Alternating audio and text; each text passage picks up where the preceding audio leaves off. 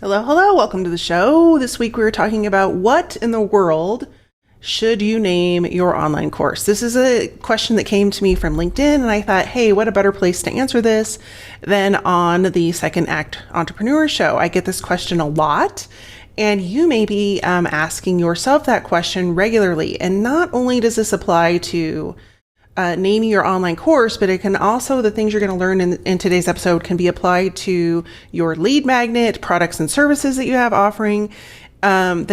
offered, and also just your copywriting and the text on your website in general.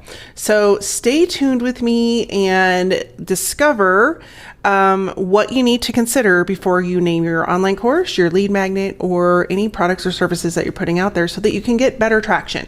If you're new to the show, I'm Elisa Connor, and I own Elisa Connor Consulting, and every week I teach Second Act entrepreneurs how to leverage their expertise and their experience while harnessing the power of online marketing so that they attract new leads, build long-term relationships with those new leads and customers, and ultimately turn them into customers that purchase again and again so that you're growing your business.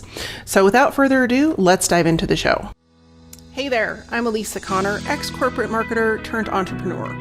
And along the way, I made all the mistakes just so you don't have to. Chances are you have a pretty full career. You've got experience, expertise, and probably a whole lot of education.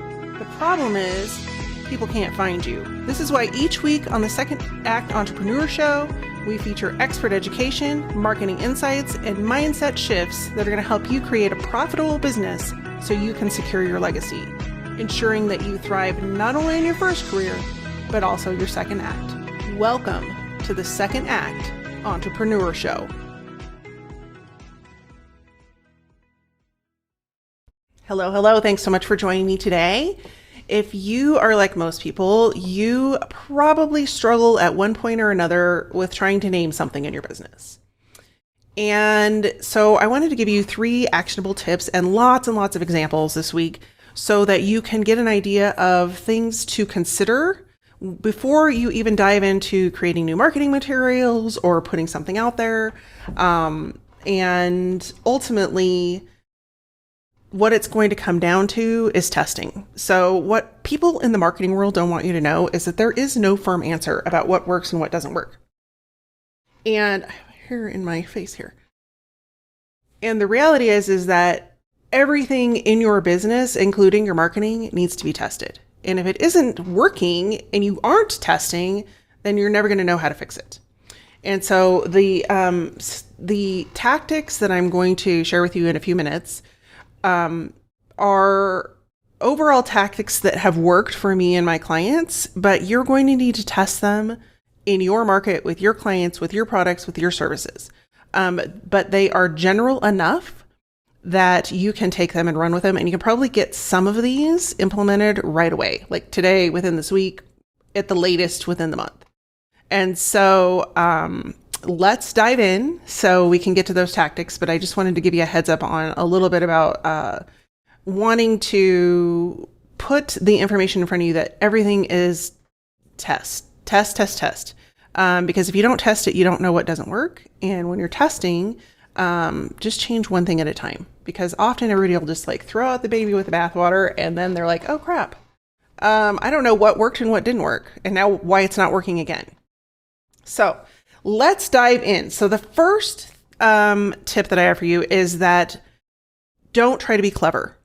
Clever confuses people. And so I see so many people that try to use clever taglines, clever descriptions of what they do, clever lead magnet ideas, and the reality is it doesn't work. Everybody wants something clever because they think that's what's going to work. That's what's going to make them stand out. But it is really the number one reason that people tune out and walk away. And there's a simple reason for that. And so I wanted to talk to you about that. And it goes back to the days of being a caveman. So cavemen really, their brain had one major function, and that was to keep the caveman alive.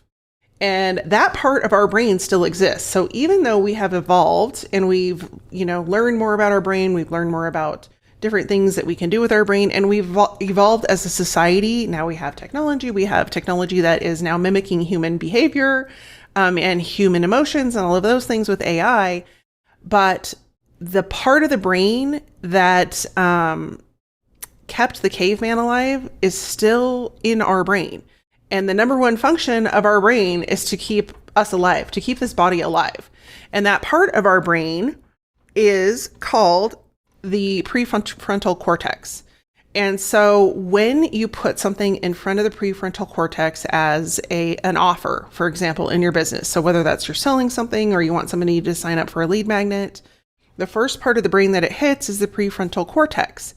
Well, if it isn't life or death or in some way keeping stress down or in some way, solving the problem that brain has been kind of put out there to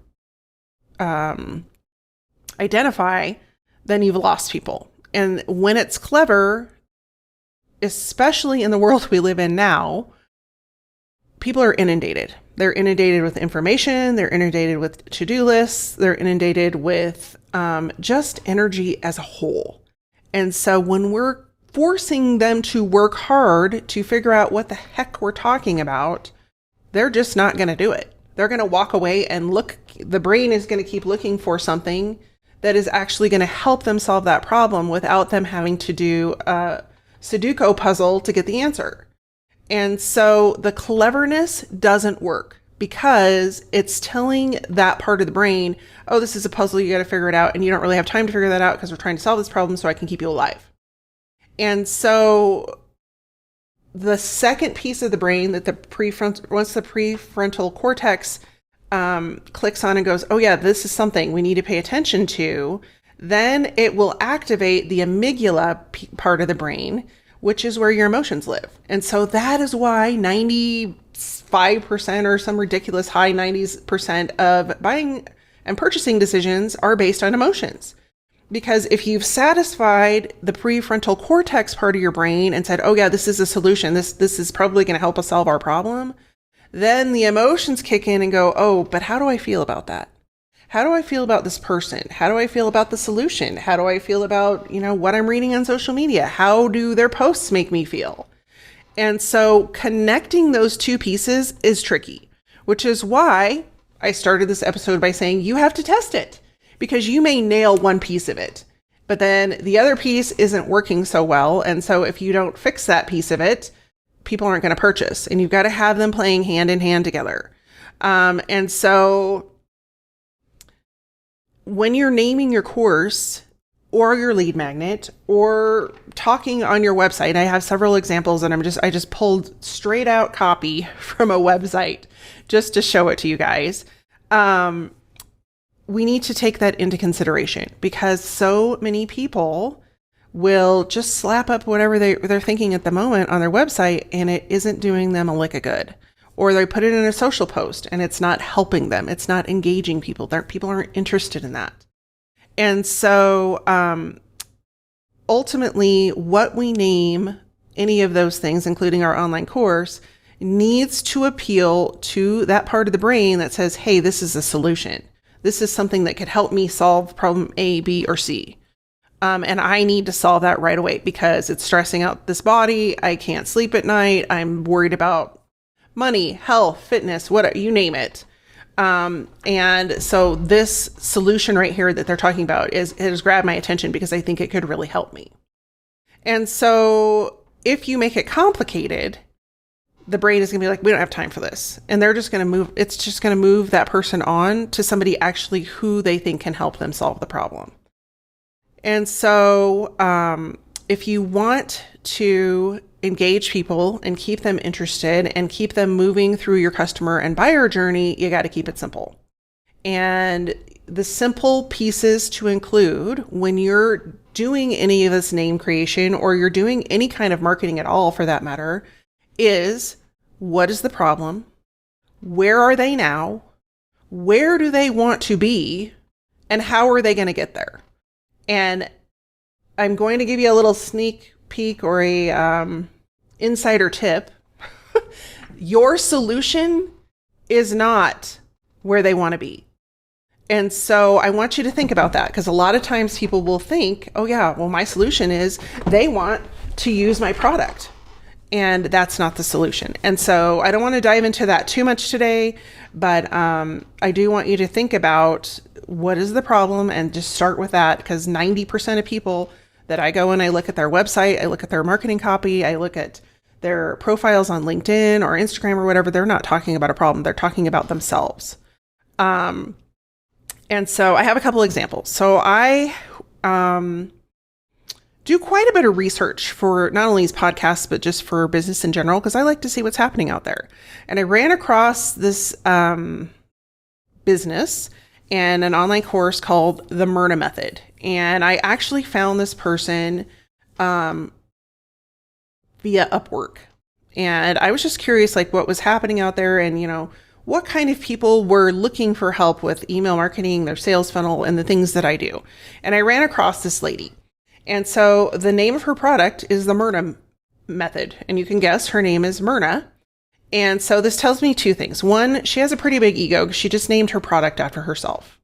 And two, it tells me nothing about what the course is, how it helps me, who it helps, or anything that would actually activate the part of my brain that says, hey, I need help with, for example, in this example, losing weight. So I dove deeper into the copy. And the first thing is that her sales page did not have enough checklist items that are going to help people purchase. And so I don't care if you have a low price offer or high price offer, there are certain things that you need to include on your sales page. And if that is something that you guys are interested in, let me know. Like, send me a direct message over on LinkedIn, or leave a comment below this video, or leave a comment on the podcast notes show page, and just let me know, hey, I want to know about sales pages, because I'm happy to come on and talk about that, and creating the copy around that. And so anyway, we dive in, and her, and I'm going to have screenshots of this in the video. So if you're watching the video, you're going to see that right now. So when we look at her copy, it says, I help people live their lives at their leanest and healthiest weight through my dietary meal formulas that regulate the appetite and metabolism. Wow, is that a mouthful? And there were so many words in there that my brain was immediately like, too much, shut it off. It's not that I don't understand those words. It's just that what I really want is to lose weight and feel healthier. And so if somebody is told their brain, look for a way to help me lose weight so that I can get up the stairs without losing, my breath, or play faster with my kids, or whatever. And so there's a few things that are really challenging about this copy. And the first one is, I help people. Well, which people? What people do you help? And so I'm just picking on Myrna a little bit. I don't know Myrna. I just happened to run across her page. But it doesn't really tell you what she does. And it doesn't tell you how you can help people, how she helps people. Like, leanest and healthiest weight. Well, what does that mean? And why does it matter? And so I wrote a free rewrite for Myrna. So Myrna, if you're listening, awesome. Or send it to Myrna if you know her. But I know she's hiring somebody on Upwork to help her with their marketing. So maybe she will get some tips from this. But here is a rewrite. Get back into the sexy red dress in 90 days. It's very clear. It's specific. She's talking to a woman who wants to get back into that sexy red dress, and it's an end result because it's going to happen in 90 days. So you may not be able to say in 90 days, but you can say in as little as 90 days. And you could even change it to something like, instead of gasping for breath as you climb the stairs, or you can outrun coworkers half your age and have them whispering about how great you look in the break room. That is very specific. You're talking to somebody who works in a corporate office that is probably midlife because their coworkers are younger than them, and they want their zest and their life back. And so that is a way you could fix this up. And you could actually call this the midlife reboot, healthy reboot, or something like that. I don't know exactly what it looks like it's a nutrition course. So if I actually were going to talk about nutrition, I'd be like, lose weight eating the food you love. Because people losing weight immediately is like, oh crap, I'm going to have to do a bunch of stuff I don't want to do. It's exhausting just to think about it, especially if you're midlife and you have 30 different things in your life pulling at you from different directions. You're like, the last thing I have time to do is sit here and weigh my food, map out a meal plan, determine what I have to make for myself versus the people in my life or in my family or in my household. And it's already exhausting. And so that is just that's an idea for Myrna. And then the second example I have is this one. All right, just one more quick example in this area, and then we'll move on to the next piece. So this is all in alignment with that first suggestion, which is keep it simple. And so this is an example of keeping it too simple. So this training, I ran across on LinkedIn. I found this gal and I was like, oh, she's in marketing. She probably has it figured out, but not all marketers are created equal. And I'm not picking on these people specifically, for any particular reason other than I think that they could use a little help. And so this is special advanced LinkedIn training. Well, that's great. What's special about it? What's it going to do for me? Why is it advanced? Why do I want to come? And so I'm looking at this and I'm thinking, okay, and then there's a lot of words below the title, right below the pricing. And the marketing for this, there was no buildup. It was just like a shop page. And then you came to this, which is the actual product. And so there's a few other things that I would recommend to her besides this, but the rewrite that I came up with instead is magnetize your LinkedIn profile to attract paying clients in 7 days or less. And to me, that's very powerful.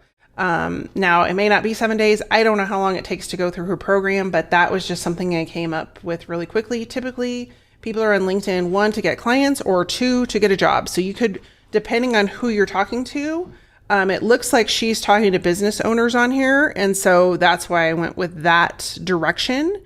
But that is one way to just like kind of pop it up, jump start it, and not just jump into special advanced LinkedIn training, because that doesn't tell me anything. And then as most marketers do, what she did was dove into all the tactics, and this still isn't answering the problem. And so the problem that people are typically having in their LinkedIn profile area, or if it's advanced training with LinkedIn, is that they don't know how to go from creating a really good profile to turning that into a lead magnet machine for their business. So that is my second example.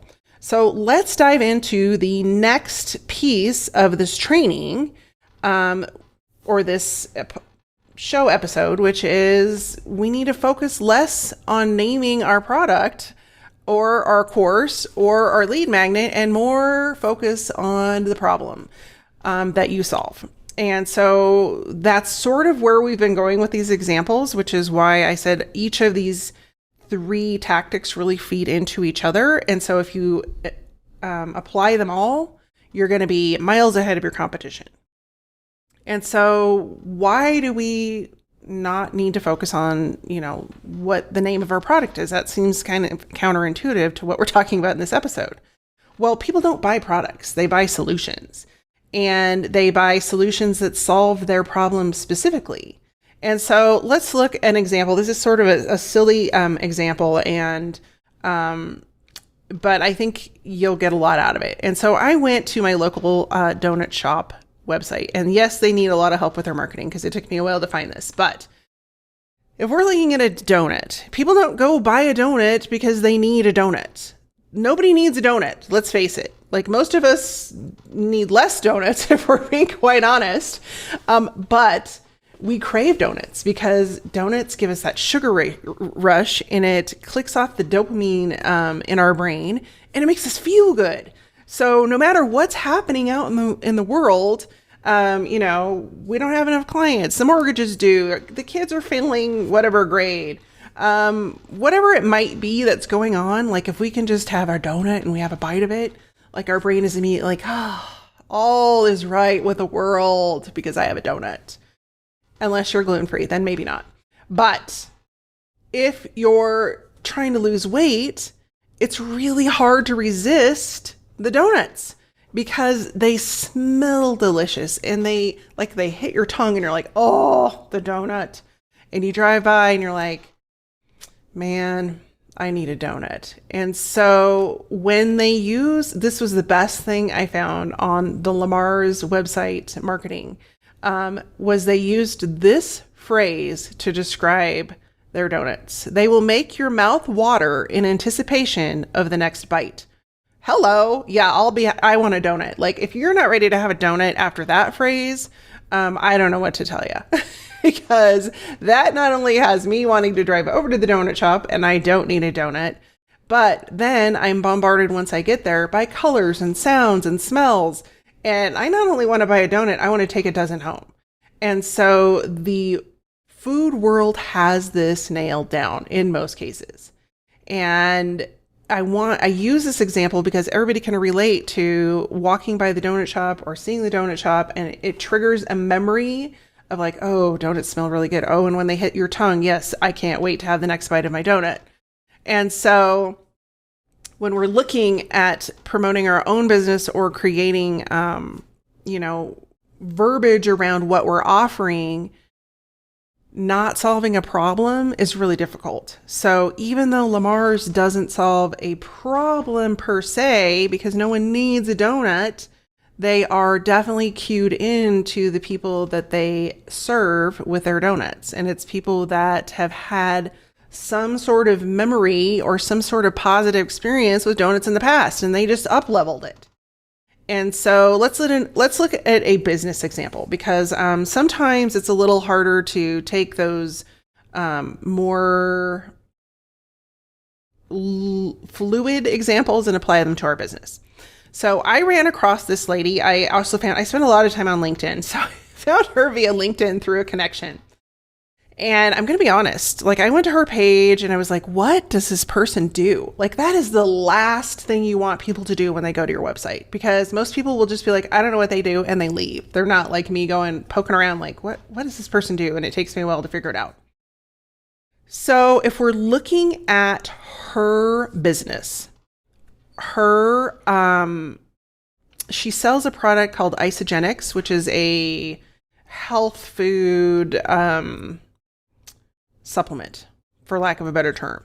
And the page that this sent me to was actually her recruitment page. So to get people to sign up, it's an MLM, so they want people to sign up for their team.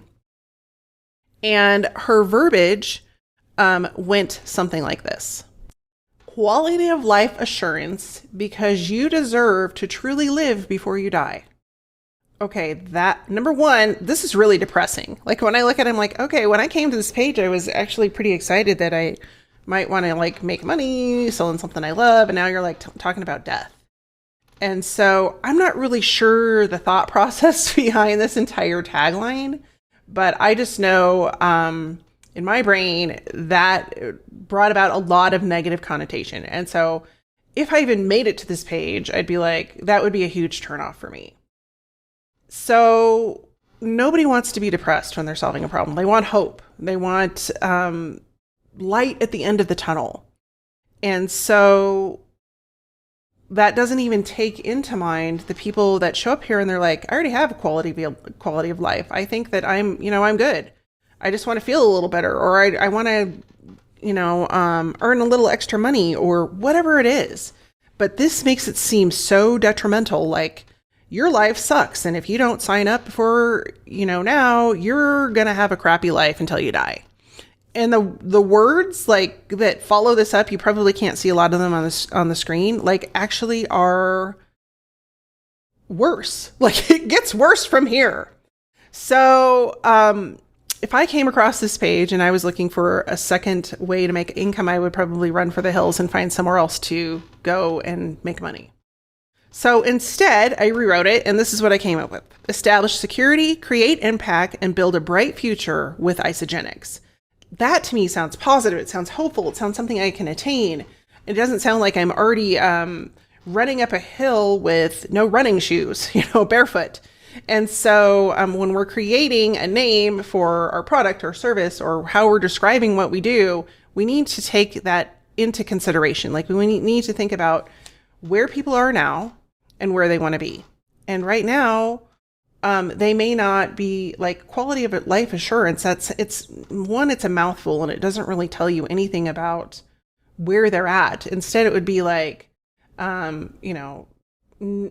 extra income to do the things you love, to take your kids on vacation. Again, we're going to get to this in the next one, but because it's so general, like most people, many people, who are these people? Some people, no, we don't know who these people are. And so if I'm looking at this, I don't resonate with any of this because I don't know who these people are.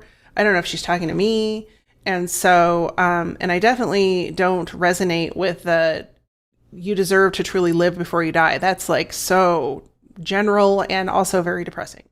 So that leads us to tip number 3. And this is a doozy. This is a good one. And people fear this with everything in their soul. But I'm telling you, if you get this and you get it right, you will immediately start seeing results. And that is specificity matters. People not only want solutions, they want solutions that are catered to them. And because of COVID, and even prior to COVID, because of the physical amount of information available to the world, there is no better way for you to stand out than to start talking to specific people. And so this is an ongoing journey. Do not beat yourself up if you don't have this nailed yet. This is something that will continue to morph and change and emulate into your business as you build it. But the more specific you can get up front, the easier it's going to be for you to get traction. And so I work with a lot of coaches, specifically coaches, authors, and speakers. And every single one of them starts out with, I am a business coach, for example, and I want to help everybody. Well, one, you can't help everybody because there are so many different kinds of businesses. There are tech businesses. There are produce businesses, for example. There are businesses around crafting. There's like so many different entities of businesses. And if your expertise lies in IT and you are trying to help somebody grow their craft business, meaning like their design business on Etsy, what is the likelihood that you're going to be able to do both of those things well? Probably slim to none. And so when we get really specific about how we help people, our people find us. They're like, oh, it's them. Now, do I have this nailed down? No. Am I constantly working to nail it down? Yes. My friends are sick of hearing about it, but I get a little closer each and every day. And I get a little bit more clear about my people because I continue to do research about those people and determine what it is they want and how I can help them. And so let's dive into some people doing it right examples. Because I think it's also really helpful to have examples of people that have nailed this. And both of these people actually are previous clients of mine or somewhat previous current clients. And the first one is my friend Wendy and my friend/client. And she has always been really specific about her niche. She works specifically with veterinary offices on communication. And so you really can't get more specific with that. But because she is specific in her niche and what she does, she's been very successful. And so she runs a monthly webinar and she charges for that webinar, and people can either purchase the webinar or they can purchase like a year-long subscription and get all the webinars. So it's a great business model.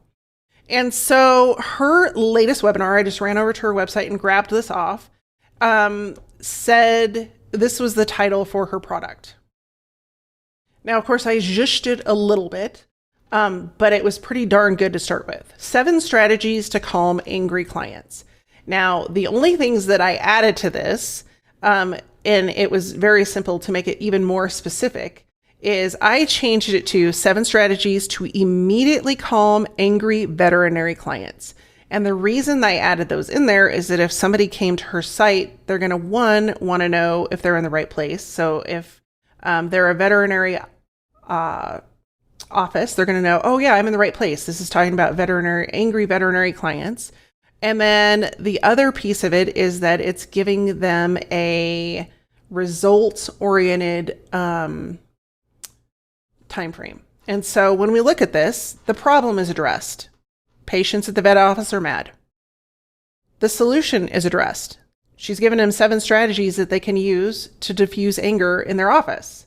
And then if you add the in 30 days or less, or immediately, if you just add it immediately, then you know it's going to take little to no time at all to implement these strategies and see results. And then she actually goes into a little bit lower down the exact symptoms that people would be experiencing in their office, so that they know these are, if I'm having these problems, then I probably need to sign up for this in order to solve them. So that is example number 1. Example number 2 is actually another client of mine, and she's running a live challenge. And her headline here is 5 days to shift your career into high gear. So let's put it through the test. What is it? It's a challenge. This is when it's happening. It's 5 days long. Who's it for? People who want to up-level their career. And how long is it going to take? It's going to take 5 days. And what are the results? You're going to get the tools to accelerate your career. You're going to be able to break all the rules that you're currently following and create a customized plan. And so this is really specific because it's talking about people who in some way are not happy with their career. And it's giving them the tools within 5 days, so they know exactly how long it's going to take, to create a plan to get out of that career and into something that they really enjoy. So just as a recap, let's just recap this. There are 3 things to consider before naming anything, and that includes your online course. And that is number 1, eliminate being clever. Cleverness just confuses people. And when you try to be clever and cute, people don't know what you're talking about. They're going to leave the room, and you're going to have a heck of a time getting them back because they're annoyed that you wasted their time. Number 2, focus on their problem, not your solution. When you focus on their problem and then you lead them to your solution, the likelihood that they will purchase and move forward in your customer buyer journey is much, much higher. And then 3rd, the most scary of all, but the most effective of all, is get super specific. Who you help, how you help them, how long it's going to take, and what they can expect as results within that time frame. So if you're talking about a lead magnet like the challenge, then you know it's 5 days. If it's a live training, then at the end of the live training, they can expect these results. You get the idea. So if this has been a really jam-packed episode, and if it's got your wheels turning and you're like, oh my gosh, I don't even know where to start. I feel like Myrna, and I looked at Myrna's words and my words look like that. Or you look at the isogenics thing and you're like, oh geez, this is me. Like I need help. I have a solution for you. I actually offer a free 30-minute consultation. You can go over to my website and sign up. You just go to elisaconner.com. There's a big schedule now button all over my website, even in the top menu bar. And you just click on that and you go schedule a 30-minute call. And what you're going to get when you walk away is you're going to have an understanding of the steps you need to take and implement to zhoosh up your course name. Or your lead magnet name or whatever, but you're also going to have an understanding of why things probably aren't working as well as you had hoped they would. So if that's of interest to you, head over to elisaconner.com and just click the schedule now button and get access to that 30-minute consultation. Now I have a quick favor to ask. And I usually don't ask favors on this show, but if you would take 20 seconds and head over to your favorite podcast app, whether that's Google Play or even on YouTube, and you would leave me a review, and it's going to take you 20 seconds or less, I would really appreciate it, because what that does is it pushes my episodes out to more people like you who need help with their marketing, specifically coaches, consultants, authors, and speakers. Those are the people that I really focus on. And listening to the show, if it gives you one new idea that you can apply to your business, that could help someone else. So let's pay it forward. That's what I have for you this week. I appreciate you tuning in, and I appreciate you being here till the end. I want you to have a great week. I want you to go and try 1, 2, or all 3 of these things and come and let me know how they work. Especially if you just send me a direct message on LinkedIn, I always reply to those. And just let me know, hey, I tried it, worked. And then, if you feel like you need a little bit more help, head over to my website and schedule a free call. In the meantime, be well, take care, and stay safe. I'll see you soon. Did you miss something during the podcast? Maybe forgot to take notes? No worries, we've taken all the notes for you. All the resources, links, and information in this episode you can find over at alisaconnor.com/podcast. That's ALISACONNER.com/podcast. Looking forward to seeing you next week.